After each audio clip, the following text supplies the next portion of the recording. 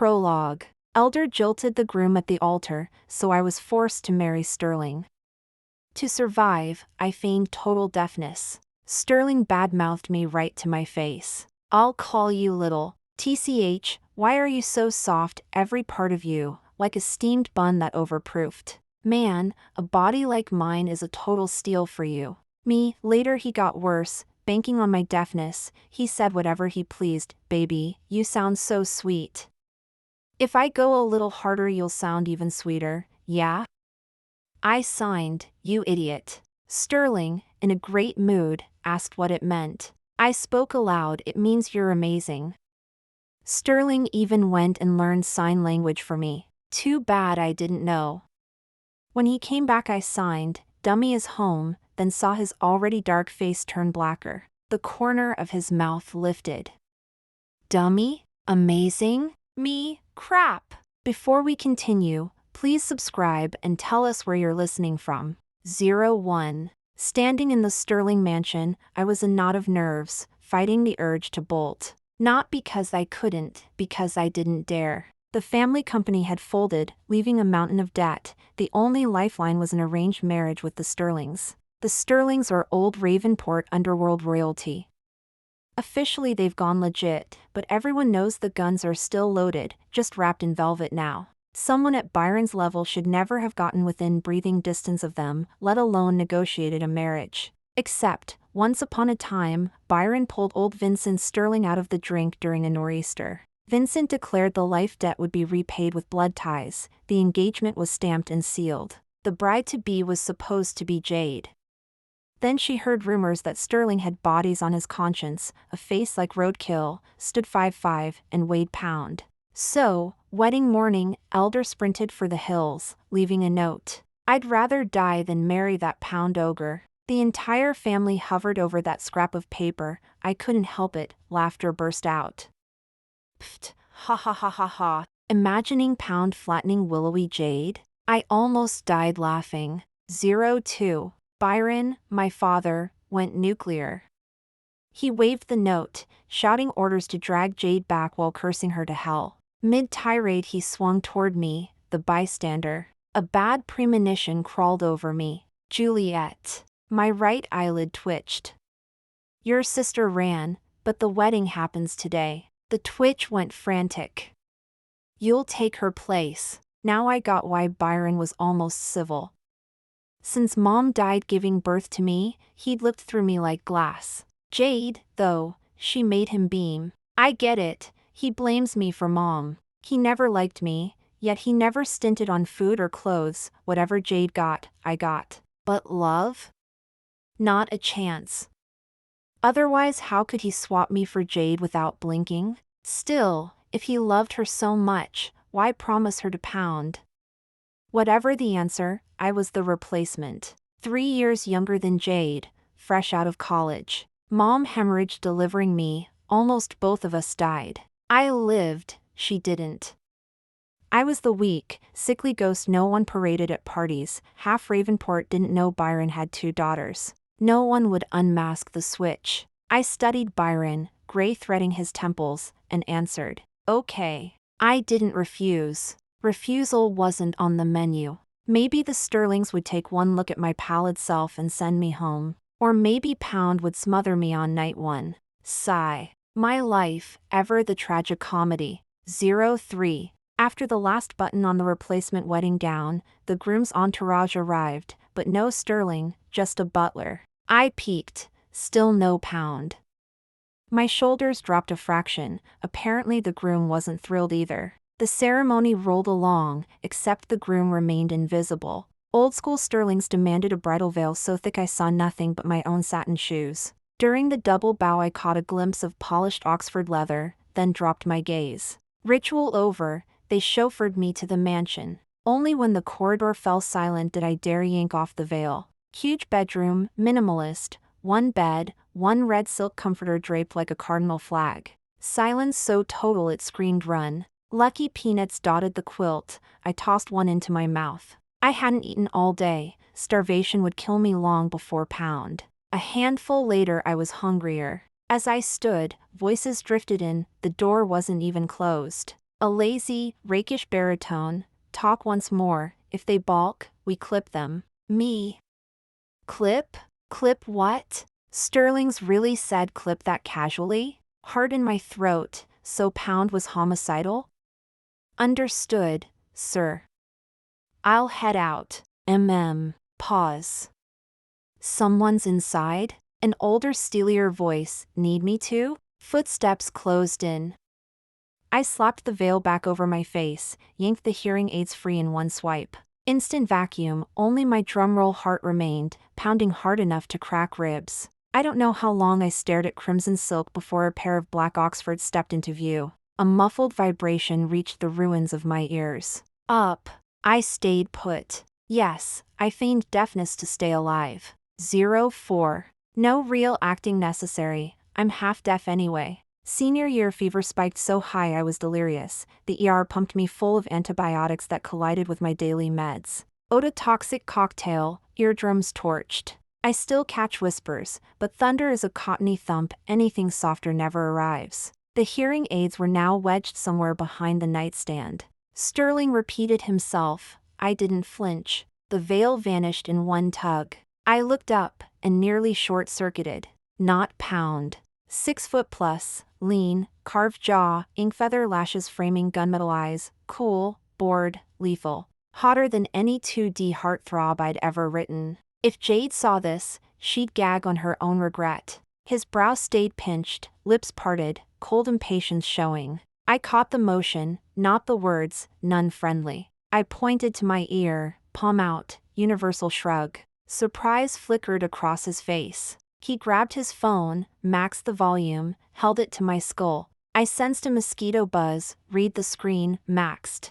Still checking, smart. I stared, mildly curious, zero reaction. He typed, I'm Lucas Sterling. No order to get lost, intriguing name, though. I took the phone. Juliet. He frowned at the letters, added, deaf? Can't hear? Can't talk? Rude, but proof is thin. I answered, can't hear. Can talk. One brow lifted, he sized me up. Vance didn't buy you AIDS? My stomach dipped. I typed steady, have some. Lost them during ceremony. He strolled to the bathroom, unconvinced. When he reappeared he'd swapped the suit for charcoal pajama pants and a loose tee, towel-drying ink black hair. His gaze snagged mine, he smirked, tapped the phone, and ambled over. Wedding night is short, wife. Ready for the main event? 05. Calmly, I signed the alphabet for idiot. Luca frowned, clueless. My throat felt sandpapered, I swallowed. Casey, clothes. Since the hearing loss I rarely speak, sometimes I forget I still can. He fetched pajamas. Outside my safe zones I move fast, shower, out, towel, done, then hovered at the bathroom door like a soaked kitten. Pound threat gone, yes, but I hadn't signed up for gorgeous man pressure either. Luca patted the empty half of the mattress. I inched over. First night of marriage. I folded back the comforter, lay plank straight, waiting to be crushed. He studied me, meaning thick in his eyes, then rolled to his edge, neutral corners. That look said he was storing ammunition for later. At 3 a.m. he jackknifed upright. Before I could process, he barked, Juliet, fire. To be continued. The next few days I lived on tenterhooks. Luca kept testing me at random. I barely slept or ate. Luckily, after that first night we no longer shared a bed. I figured he wasn't used to it either, which suited me fine. Locking the door and sleeping alone was heaven, no fear of a sudden ambush. After a while I decided Luca was, in fact, a bit of a bastard. Worst of all, he called me little to my face, banking on my deafness. I ground my teeth and endured. He knew I needed hearing aids to hear, and I told him so, yet for some sick reason he kept stalling, which forced me to hide my own pair. Even sicker, he kept talking at me even though I couldn't hear, carrying on entire monologues while I stayed mute. I bit into a cruller, pretending it was Luca. If only I could chew him to death. I couldn't buy the aids myself, I had to wait for him. If I accidentally overheard something incriminating I'd be doomed. Deafness had its safety perks. Luca was gone all day, doing what, I dared not ask. In the blink of an eye we'd been married over a month. The Vance family still hadn't located Jade. I could hardly help. Our certificate was filed anyway. Thinking back, it felt surreal. No need for either party to show up in person. I was officially on the payroll, state certified. Yet that wedding night eavesdrop still terrified me. One wrong mood swing and he might have me erased. He might act breezy, but when he turned ruthless he could probably kill himself and not flinch. Recently he'd been away, so I finally relaxed. I'd even been healthier, no colds for weeks. Maybe Luca brought me luck. Still delicate, though. Too much wind and I'd wilt. Another Luca-free evening. After the housekeeper left I double-checked he wasn't coming back and practically danced. No in-laws in the country meant zero mother-in-law drama. Life was as carefree as it gets. I read in bed until sleepy, then showered. I was lathered head to toe when I heard the bathroom door open. 07. My heart catapulted into my throat. The mansion's security was fortress tight, and this was Luca's private wing, no intruder possible. Only Luca, me, and 2 day maids had access. They'd gone, even if one returned she'd announce herself. Whoever this was had slipped in silent. No prizes for guessing. The frosted glass gave no reflection, the only mirror was behind me and I stood with my back to it, no way to hide. The thought of Luca seeing me naked made me want to fling myself through the tile. My fingers froze mid-lather. Thankfully the intruder hovered only a second before retreating. I chanted in my head, I'm his wife, one peek won't kill me, relax. Still furious, only a psycho would test me by watching me shower. Heaven knows the sound almost made me scream. Cursing him non-stop, I yanked the shower on full blast, rinsed at lightning speed, toweled and dressed. The man I cursed to hell had no clue. Not that I'd wronged him. He'd come home, found the bedroom empty, heard water, noticed the bathroom door ajar. He only meant to pull it shut, create a noise, see if his mysteriously deaf bride flinched. A little suspicion toward a girl who'd landed in his life overnight seemed reasonable. He never intended to peek, he had no kink for that. But he pushed too hard, the latch clacked loud. Instinctively he glanced in, and saw me naked, skin slick with bubbles. White on white. Luca's eyes narrowed, ears burning, and he bolted. 08. I stepped out and found him at the window. Hearing my footsteps he turned, gaze flickering. I feigned surprise, signing, when did you get back? Inside I howled, so you do no shame, perv. He read my gestures, typed on his phone. Just now. Me, yeah, tell that to the ghosts. Sleep early. With that he fled, nearly tripping over his own shoes. I stared after him, noticed his crimson earlobes. Wait, was Sterling actually innocent? Whatever. I shut the door and slept like a log. Next morning I descended to find him still at the table, unusual. Normally he vanished before I woke. I nibbled the housekeeper's pancakes in silence. Before I finished he stood, actually bidding goodbye. Watching him leave, I wondered if he'd swallowed the wrong pill. I went upstairs, opened my laptop, and wrote. Yes, I'm an online novelist. When the deafness first hit I'd shut the world out. By chance I started serializing stories and discovered a knack and a paycheck. Hours dissolved, my bottom ached before I surfaced. Dusk had fallen. Sticky and stiff, I showered again. As I stepped out I heard cars. From the window I saw Luca being helped in by 2 guys, clearly drunk. I shut the laptop and went down. They entered chanting, morning, sis-in-law, at top volume. The faint echo reaching me proved how loud they'd shouted, pure gangster flavor. I froze, unsure how a deaf girl should react. Luca waved them off, then beckoned me. I looped his arm over my shoulders. He tensed, so I started to pull away, only for him to slump against me full force. I nearly toppled. Drunk giant. He smelled like a brewery. I grimaced. Then he sniffed my neck like a puppy, warm breath raising every hair. Little, why do you smell so good? 09. I said nothing and steered him to the couch. If only the housekeeper had stayed.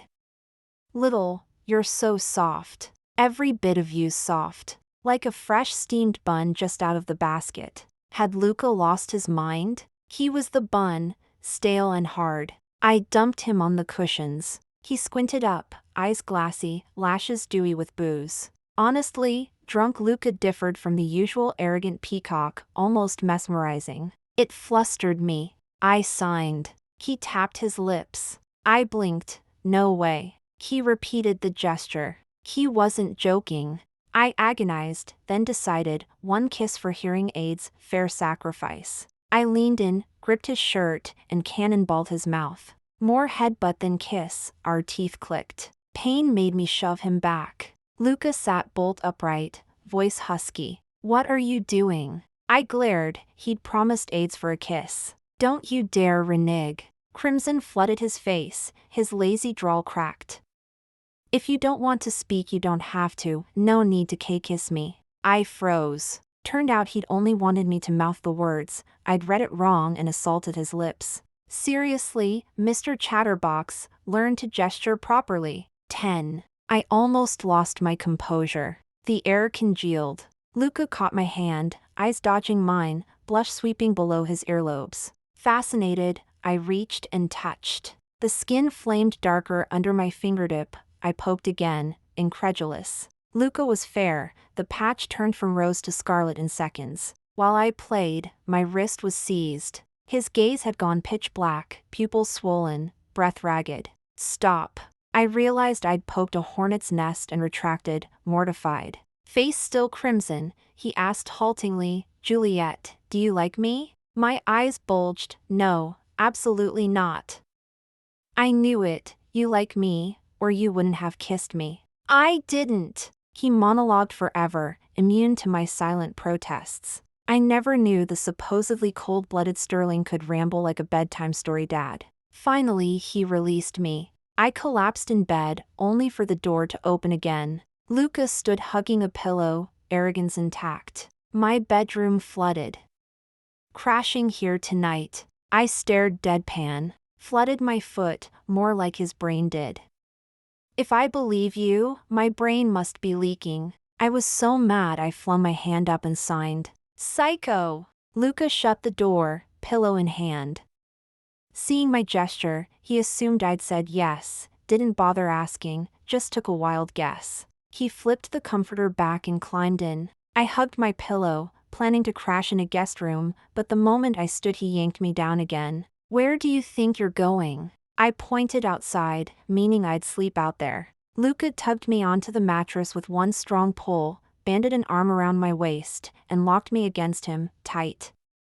I'm right here, so where else would you sleep? We're husband and wife, of course we share a bed. Besides, nowhere is safer than my arms. Don't be shy. Listening to him rattle this off, I almost laughed myself breathless. Now he remembers married people sleep together. Where was that wisdom when he camped out elsewhere? Jerk. Since struggle was pointless, I gave up. As he said, we are legally wed, sharing a bed is normal. I'm also a healthy woman with healthy appetites. Sleeping with Luca wouldn't be a loss. The guy is gorgeous, after all. I just wasn't sure my fragile frame could survive the workout. Yep, I'd reached peak shamelessness, plotting to jump Sterling. I'd finished mentally drafting every steamy detail when the man behind me dozed off. I itched to kick him awake. So now he plays innocent? I woke the next morning shocked by my own shameless sleeping position, sprawled on top of Luca, arms around his waist, legs tangled with his. I lifted my head slowly and met his already open eyes staring down at me. I wordlessly crawled off him while mentally reconstructing how I'd ended up like that. A flicker of regret crossed Luca's face. He hadn't finished the view yet, and I'd already woken. We got up and went downstairs for breakfast. The housekeeper beamed when she saw us leave the same room. I had no idea what was so funny.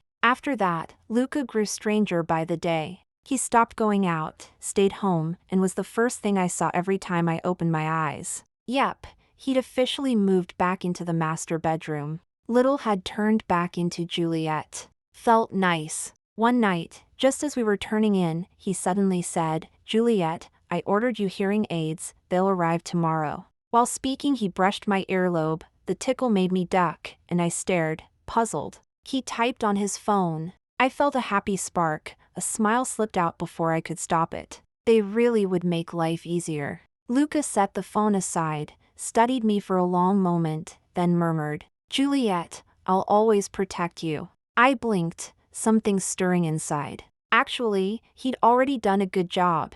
He never treated me like a deaf. Even when I stayed silent, he finished his sentences. He's a good man, I know that. I patted his shoulder, and, while he was still puzzled, leaned in and kissed him. No collision this time, just the softest brush of lips before I pulled back. Gotta say, Luca's mouth feels nice, soft, cool. Back on my pillow I signed. "Thank you." Luca sat frozen, gawking like an idiot. I caught the red creep up his ears. TSK, so the hot genius is actually a bashful boy. The contrast, on a face like his, is hilarious. My grin stretched wider. Luca swallowed hard, gaze glued to my mouth, voice hoarse. "Juliet, kiss me again." Before I could move he added, "Forget it, my turn." Can't always let the girl start. He tugged me over, tilted my way, and kissed me. Warm lips landed, soft, but the pressure stayed firm. He traced every contour, then slipped deeper, tongues tangling. His ragged breathing fluttered my ear. Somehow he'd pinned me beneath him. Raising up slightly, he asked, eyes dark and glittering, "Can I, Juliet?" Slowly he pressed kisses downward, giving me every chance to refuse. I never planned to refuse. I draped my arms around his neck, held his gaze, and gently tugged his reddened earlobe. Answer enough. Luca's breath hitched. He banded my waist and devoured my mouth, no longer gentle, greedy, tasting every corner. Scalding kisses trailed lower, painting faint bruises. I felt like a skiff on the ocean, bobbing, every wave threatening to overturn me. I take back every pure comment. He's a wolf in couture wool. I lost count. Second round? Third? When he finally hauled me up, he rasped in my ear, "Baby, you sound incredible. Wonder how much prettier you'll scream if I go harder?" I laughed and signed, "You idiot." Sterling, high on adrenaline, asked cheerfully, "What's that mean?" He tapped my lips, wanting me to speak. I croaked, voice hoarse from all the shouting, "It means you're amazing, fantastic, full of positive energy." Begging had done no good. In the end my so-called fragile body fainted, which finally stopped him. While drifting off I wondered, is he too much, or am I just that strong? I woke next morning to an empty bed. Downstairs on the coffee table sat a small box. I opened it, top of the line imported hearing aids. "Juliet's gonna cry happy tears and hug me," I heard Luca mumble. How should I comfort her? I snorted. Cry over a hearing aid? Was he nuts? He walked up and urged me to try them. They worked beautifully, money well spent. No tears, though. I signed. "Thanks, dummy." Hand language is handy. I can curse him to his face. Fair revenge for all the times he'd called me little. I didn't wear them often. How else could I secretly insult him? But my comeuppance arrived on our half-year anniversary. Early morning, Luca said he had a special surprise coming. I was actually excited. That night he stalked in wearing a thundercloud. I didn't catch on, busy snacking and watching TV. I casually signed, "Welcome home, dummy." Luca stayed silent. When I finally glanced up, his lips curled in a cold smile. "Dummy? Amazing? Positive energy?" I froze, busted. He loosened his tie, slung his jacket onto the sofa, and bore down on me. Curious how I found out? I took a sign language course. Today the teacher said I was doing great, so I signed "you idiot" as praise. Guess what? He informed me I'd just cursed him. "You're something else, Juliet." I didn't dare breathe. He tilted my chin, voice deadly soft. "You can hear? No point lying now." I gave a tiny nod. "Only a teeny bit." He laughed. One tiny bit was plenty. He scooped me up, kicked the bedroom door shut, and my heart jackhammered, pure terror. Was he planning to dismember me? I whispered. He pretended not to hear and tossed me on the bed. Comprehension dawned. The punishment was carnal. I relaxed. How bad could it be? I was naive. Luca is a cunning wolf. Because he knew I could hear, he whispered every filthy, mortifying thing in my ear. If I didn't answer, he tormented me, holding back until veins stood out on his temples. I sobbed whatever he wanted, only revved him higher. He even made me beg. I considered martyrdom but cracked instead, wishing body and soul could separate. The brute watched me suffer, gloating, "That's my good girl." For days after the pretending to be deaf fiasco, Luca treated me with icy courtesy and slept in the guest room. I looked pitiful on the outside, raged inside. How petty can one man be? Northside's winter had arrived, and without his furnace of a body, my bed felt like an icebox. One period-crushed morning I dragged myself to the table, listless. I always cramp horribly. The housekeeper had been coming in only to cook. Luca glanced at me, then disappeared into the kitchen. His back looked accusing, tears slipped out before I knew it, and I dropped my head onto my arms. At the Vance mansion I could watch Jade and Byron play perfect father-daughter and feel nothing. Here, Luca, ignoring me, stabbed hard enough to make me cry. A mug clinked onto the table. When I didn't move, his cool voice cut through my fog. "Drink the brown sugar tonic." I stayed curled. Panic crept into his tone. "Juliet." He yanked me upright. Then he saw my bloodless face, scarlet-rimmed eyes, a single tear still clinging to my lashes. Panic flared across his face. "Does it hurt? Come on, I'm taking you to Ravenport." He swept me into his arms mid-sentence. All the emotion I'd been holding back burst its dam. Tears pattered down like rain. I buried my face against his neck, soaking that patch of skin in seconds. Luca was nearly frantic. "Don't cry, Juliet, we're almost there." I choked back a sob, arms locked around him so he couldn't see my face, and whispered, "You ignored me." He carried me downstairs in long, desperate strides, still murmuring reassurances. "My fault. I'm listening now." I clung tighter, cramps knotted my abdomen until I had to bite my lip to keep from screaming. It really did hurt like hell. Luca drove like the devil himself. At Ravenport he whisked me straight to the ER, a shot of painkiller finally dulled the agony. When he saw how colorless I still was, he stroked my cheek for the longest time and muttered, "All that feeding for nothing." After a few final instructions the doctor left us alone. Luca leaned down and brushed a kiss to my lips.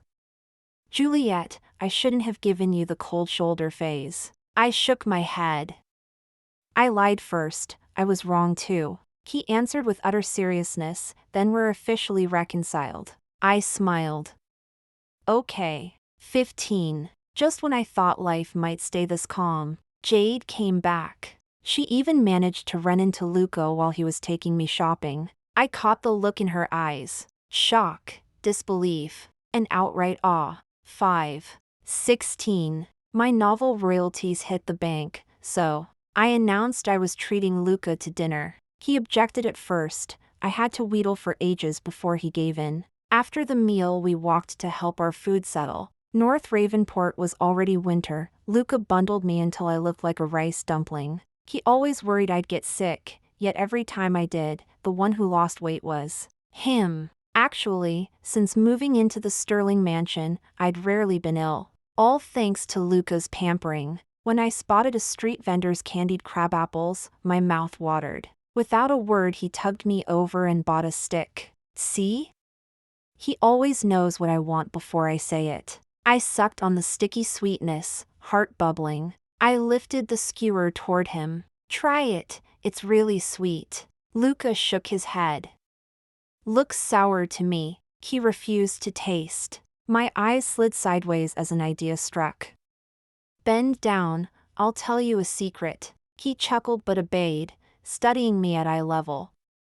"What secret?" I tasted the syrup on my lips, then pressed them straight against his. My eyes stayed wide, measuring his reaction. After a few seconds I pulled back, satisfied. "Sweet, right?" He froze, licked his lower lip, ears turning pink. "Sweet." The sidewalk was crowded, afraid we'd separate. Luca reeled me close. "Let me taste more when we get home." I pretended ignorance. "Taste what?" He cocked a brow. "Taste you, okay?" I laughed and swatted him. "Get lost, jerk."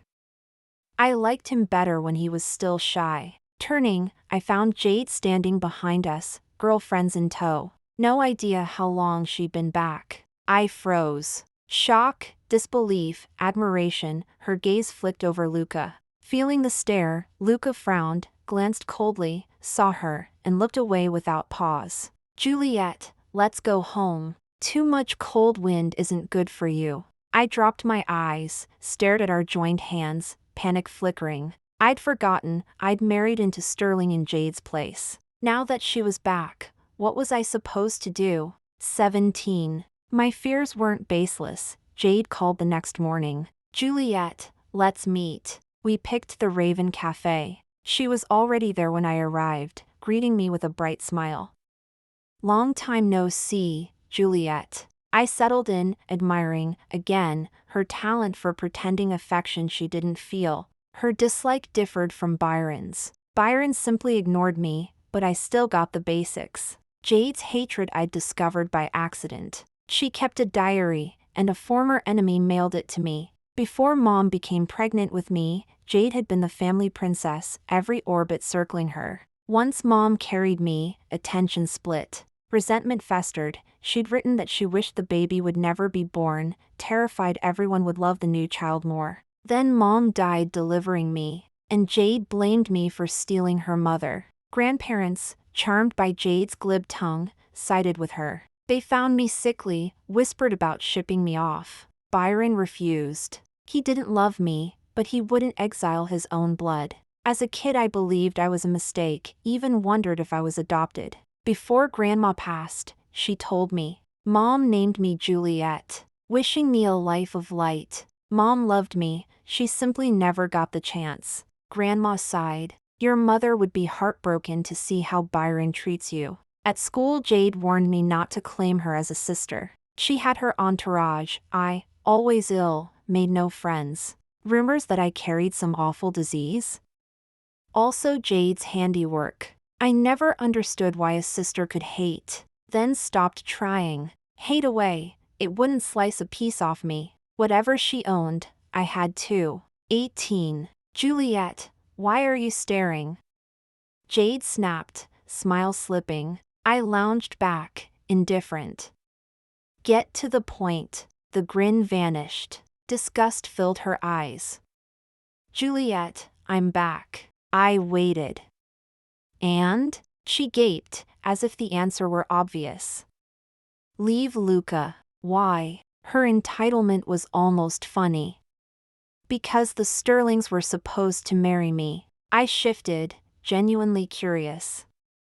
But I already married in. More importantly, you ran, you said you wouldn't marry him. Sometimes I wondered how her brain worked. In one of her own historical novels she died before chapter 2.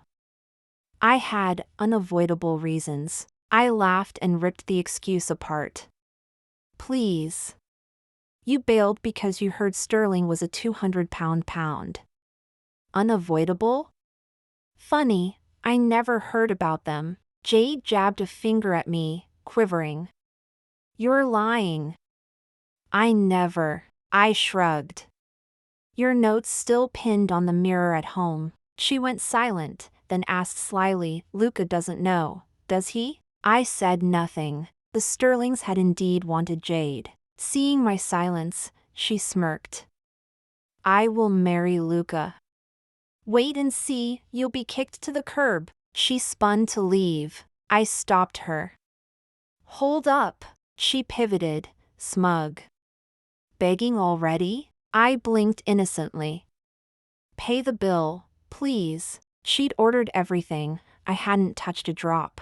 Jade stormed to the register, fuming. 19. Whatever Jade was plotting, I decided it was time to tell Luca everything. If he hated me for the lie, we'd file the marriage certificate in reverse and I'd travel the world. Plenty of places to belong. Only my heart might ache a little. Luca had been mysteriously absent, gone dawn to dusk, slipping away before I could speak. That evening I came home through falling snow and saw him at the mansion gate, with Jade. Too far to hear, I watched her talk, then throw her arms around him. He didn't push her away. They spoke a bit longer, Jade drove off, Luca watching until her taillights vanished. I stood a minute, then walked forward. Surprise flashed across his face. Juliet? The next second he frowned, raising an umbrella over me. Why go out? In this weather? You'll freeze. You trying to kill me with worry? His concern settled my panic. I asked quietly, Luca, if I ever lied to you, what would you do? He stiffened. What do you mean? You've fallen for someone else? Cheated on me? I rolled my eyes. No. He relaxed, cocky again. Who could outshine me? After me, no one else exists. I cut him off. Answer me. Meeting my stubborn stare, he thought it through. If it wasn't something huge, I'd be mad, yeah, I pressed. And if it were huge? He studied me, eyes narrowing. Suddenly I didn't want the answer. I turned toward the house. Forget it for now. He watched me walk away, swallowed whatever he'd meant to say, and in seconds jogged to catch up. Afraid I'd catch cold, he brewed ginger broth and waited until my cheeks turned pink before he exhaled in relief. I stared at his back and suddenly realized that no matter how long I looked, I never got tired of the view. If only I could look at it for the rest of my life. 6:20. Because I was greedy for days like these, I never found the moment to tell Luca the whole truth, nor did I ask what he and Jade had said that day. Luca's family had once lived in the shadows, but after they washed clean his parents moved overseas, whatever muscle remained was now outside the country. Luca ran the domestic holdings. He didn't have to show up every day. When something was urgent, a call or a video conference was enough. I once asked if that was really okay. Luca tossed me an answer, then what's the point of me keeping them on the payroll? Well, can't argue with that. So I was genuinely curious why he'd been AWOL lately, but I didn't ask. Because I didn't dare. It wasn't that I lacked the mouth, it was that these days felt like a dream I didn't want to shatter. Even if it was only a dream, I wanted it to last a little longer. But I truly hadn't expected Jade to come knocking. We'd just finished lunch. Luca was about to carry me upstairs for a nap when the doorbell rang. The housekeeper opened the door. I didn't know who it was, but curiosity tugged me downstairs with Luca. In the living room stood Jade, dressed head to toe in white. She looked at me with smug triumph, then cooed, Jamie. My heart gave a thud. The next second I heard Luca ask, "Who are you?" Huh? I stared at Luca. He was frowning, face blank as he studied Jade. I'm Jade. Luca knit his brow for a long moment. Aw. Something you need? Jade's eyes widened. The thing I talked to Jamie about, has Jamie thought it over? Luca genuinely drew a blank.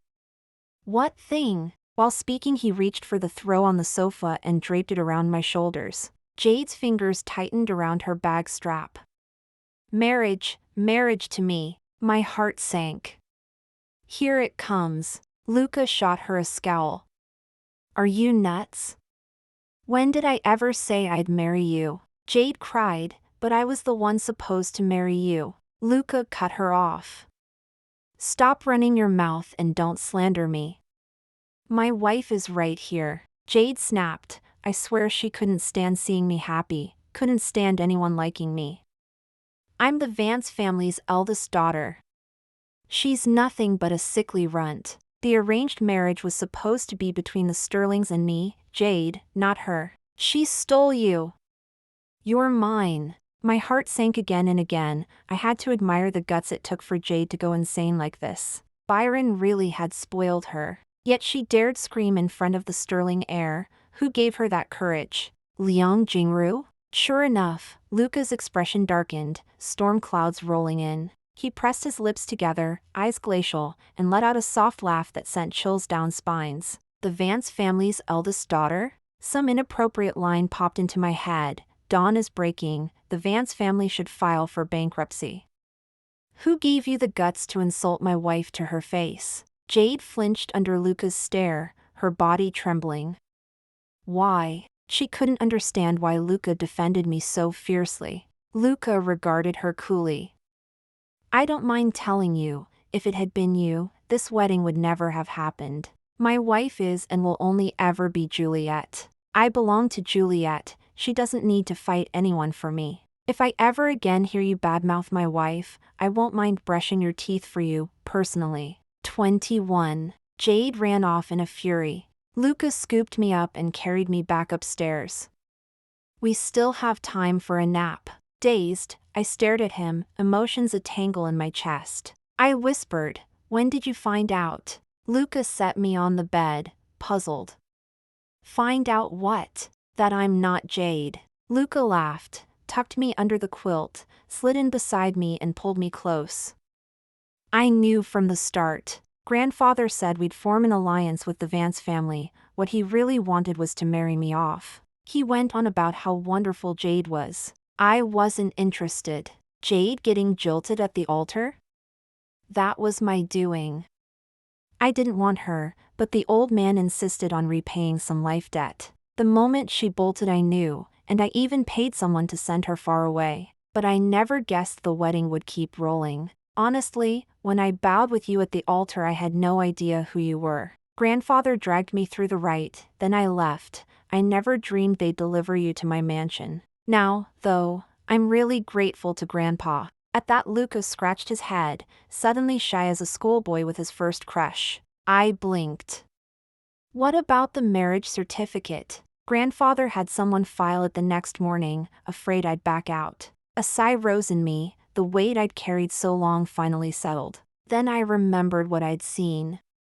That day I came back from outside and saw you embracing Jade. Luca frowned and thought. "The afternoon you sneaked out in the snow?" "We weren't embracing. She threw herself at me while I wasn't looking. I shoved her away the instant I reacted. She babbled a bunch of crap. I didn't hear a word, I was too busy thinking about how you'd stolen a kiss while I napped earlier." I grinned. Truth was, I'd trusted him all along, but hearing it still lit me up. Being cared about really is happiness. 22. Jade never showed her face again, instead Byron called to apologize. He hadn't known Jade would act so outrageously. He had her sent abroad. He asked if I was doing all right. He said he was sorry. We chatted a bit, then fell silent. In the end I hung up. What good is sorry? Byron loves me, but not enough, and he hates me too. He was never a real father. I think I'll always remember, whenever I was bullied or wronged, he was busy comforting Jade. When I sought him out, he looked right through me. Sometimes, indifference is the cruelest thing of all. 23. Spring arrived in a blink. North Ravenport was no longer cold. Luca finally stopped wrapping me like a mummy. Once the weather turned mild I itched to get out. Luca took me to the Ravenport polo grounds. A bunch of his friends were there. They usually drop by the mansion for meals. The moment they see me they shout, "Little sis-in-law." We've grown pretty tight. After we left the grounds the gang decided on dinner later. I like lively crowds, so I tugged Luca into agreeing. Because we'd be eating out, I dressed casual. Luca looked off the whole ride. When I asked, he said it was nothing. The restaurant was huge, a grand piano dominated the center. Nice vibe, except those absurdly pricey decorations felt out of place. When we arrived his friends were already seated. Mid-meal I got talking with one of the girls. Lucas said he was hitting the restroom. I nodded. He didn't come back for ages. Just as I was about to go check, piano notes drifted over. The whole place fell silent. I felt it before I saw it. I turned, there was Luca in a razor-sharp suit, flowers in hand, nerves written all over his face like some green kid. I froze, hands flying to my mouth. Only a dummy could miss this. The pieces clicked, his sneaking off, the hush-hush nights, so that was it. Luca tugged at his tie, voice tight. "Juliet, we jumped into this too fast. I never proposed. I want to marry you. As long as I live, I'll love you and protect you. I, Lucas Sterling, belong to you, Juliet. You don't have to move, I'll come to you.